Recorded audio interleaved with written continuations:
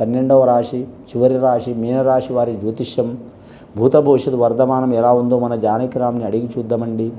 ఉద్యోగ బలంది, గవర్నమెంట్ కొలువుది, విదేశాన యోగ బలంది, దేశ సంచారంది, అలాగే వారి జాతకంలో రాజకీయ రంగంది, అడవపడ్డ యోగంది. చూడు చిలకమ్మ,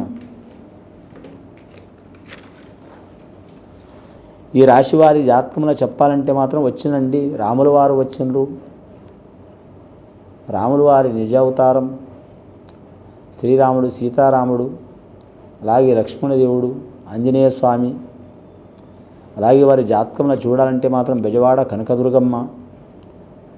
కానీ ముఖ్యంగా ఈ రాశి వారి జాతకం మీనరాశి వారి జాతకంలో చాలా వరకు ఇబ్బందికరమైన యోగం ఉందండి. ఆషాఢమాసం జూలై నెల, ఈ నెల చాలా వరకు ఆరోగ్య భంగాలు కలిగే అవకాశాలు ఉన్నాయి.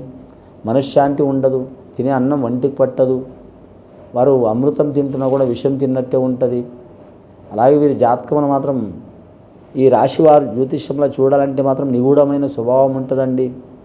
వీరి జాతకంలో ఎప్పుడు ఎలా ఉంటారో ఎవరికి తెలియదు. అంటే ఇప్పుడు ప్రజెంట్ ఈ నెల అయితే ఎప్పుడు ఎలా ఉంటారో ఎవరికి తెలియదు. కానీ మాత్రం సరైన నిద్ర ఉండదు, సరైన యోగ బలం ఉండదు, అలాగే హడావుడి ఎక్కువ ఉంటుంది. శనీశ్వరుడు కరెక్ట్ ధర్మబద్ధంగా న్యాయబద్ధంగా మనుషులకు కానీ రాక్షసులకు కానీ దేవుళ్ళకు కానీ ఎవరికైనా ఒకటే రీతిలో నడుస్తాడండి. బంధువులు, స్నేహితులు, సన్నిహితులు అని చూడాలైన న్యాయ ప్రకారం నడుస్తాడు.